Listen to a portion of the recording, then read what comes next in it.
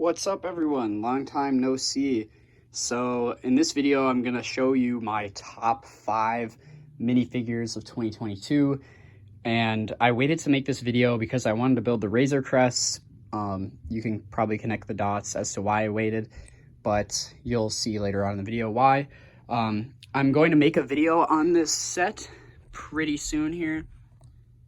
It is really awesome.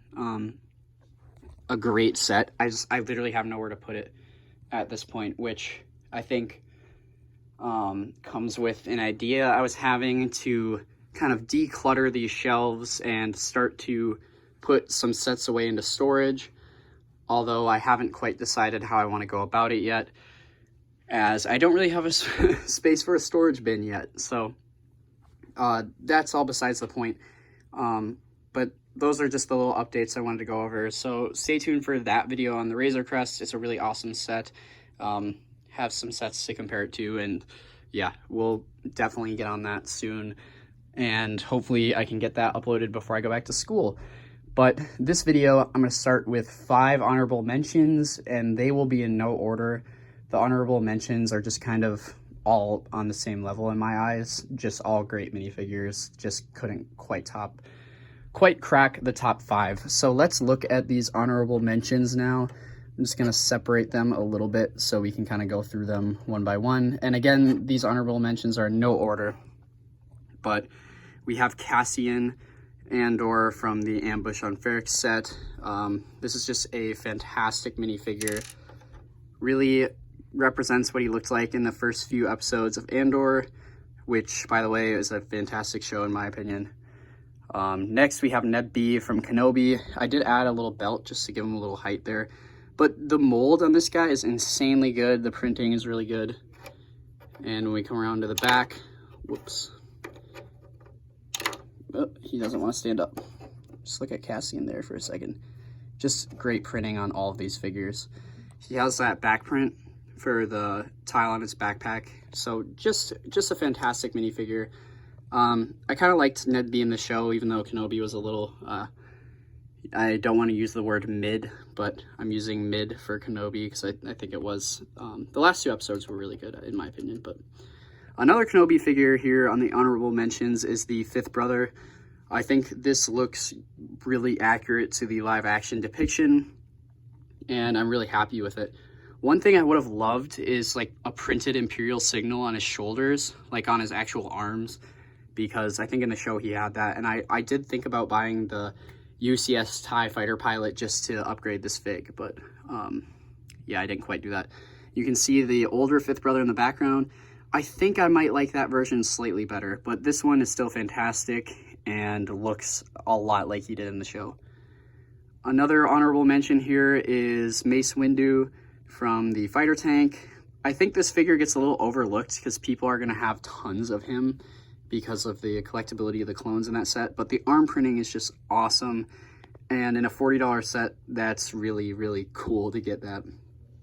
He's pretty similar to the UCS version, or the one that came in the UCS gunship, but this figure is awesome and really, really happy to have it. And the last figure on the honorable mentions list is the Kaminoan. I forget exactly what her name is here, but I think it's Tonway, but just a fantastic figure, and I think they really nailed the head mold for the Kaminoans, and really couldn't have asked for anything better from them, I think. So let's move all of these honorable mentions aside and get into number 5 on my top minifigures of the year. This might be a little surprising to some of you, but we have Commander Cody at 5, and I think LEGO did a good job with him, but not a great job. I do think that the visor piece could have been new. I know that's nitpicking and people get mad about that, but I really would have liked to see that, and maybe with that little antenna it has on it and just a little different shape, because, you know, we've been getting these visors for clone commanders since, you know, 2008, I want to say. Like, here we have the old Commander Cody. It's the same exact visor piece, which definitely worked back in the day, but I don't think it represents how Cody looks great. And again, that's nitpicking. You could definitely say that's nitpicking, and I would tend to agree with you. But yeah, I still am gonna say it because that's just how I feel. And the backpack would have been cool to get a like new molded piece, although I get that it looks good as a backpack, so I won't complain about that too much. But still a really great figure, and so happy we got him in the ATTE. Long overdue, and I think Lego did a good job. So that's number 5. Number 4 might also be kind of surprising to some of you, but I have the 187th Trooper, the Lean Trooper, as some call him.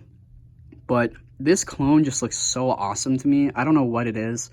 I'm not a huge fan of the new, like, updated style, like, for these guys. I'm not super into how the visors look.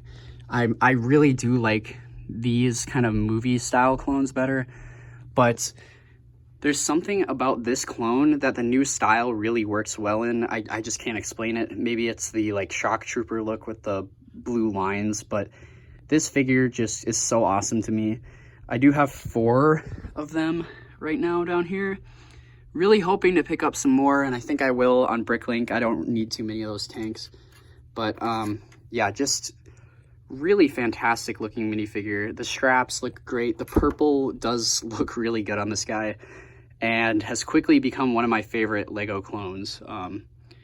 And yeah, I can't wait to get more. So that's number 4. Number 3 is the Grand Inquisitor. So this guy's had a little controversy as well, because I believe the lines on his face there, I'm trying to get it to focus, aren't quite the right color, which doesn't bother me too much. I think this figure just looks fantastic. The shoulder piece, armor piece looks great. I really like his face print, and then he's got the lightsaber on the back and the cape. This figure just looks really awesome. And I do think this one is better than the old Grand Inquisitor, who is also back here. But yeah, I don't know what else to say about this guy. He looks fantastic. And I didn't mind the Grand Inquisitor in Kenobi. I think the actor actually did a really good job. Same with the 5th brother, actually. I think the actor for the 5th brother did a great job as well. So I'm a big fan of this figure, even though it has a couple inaccuracies, but really happy we got him. So he's at number 3. Now going into the top 2. These 2 might not be any surprise to any of you, but we have Cad Bane at number 2. This minifigure just looks fantastic. The tube pieces maybe are a little too large, but that doesn't bother me too much. He just looks great. The printing all around looks awesome. His new hat is really cool. Go around to the back side.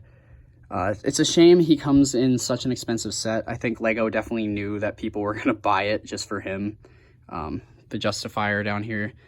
Honestly, not a huge fan of that set, but yeah, they knew we were going to buy it for Cad Bane here. Just an awesome minifigure, and definitely deserving of number 2.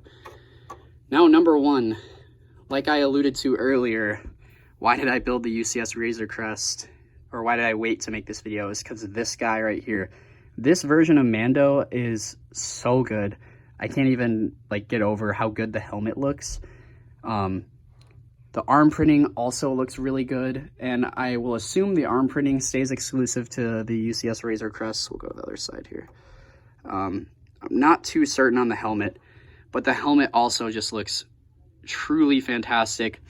I will grab one of the regular Durasteel Mandos here, and they do look very similar, don't get me wrong, but the new helmet just is incredible. Like, the difference it makes is absolutely huge. As you can kind of see here, it doesn't want to focus, but yeah, I don't know. This figure is just so good, and I wouldn't be super mad if they kept it exclusive to the Razor Crest, because I spent $600 to buy it.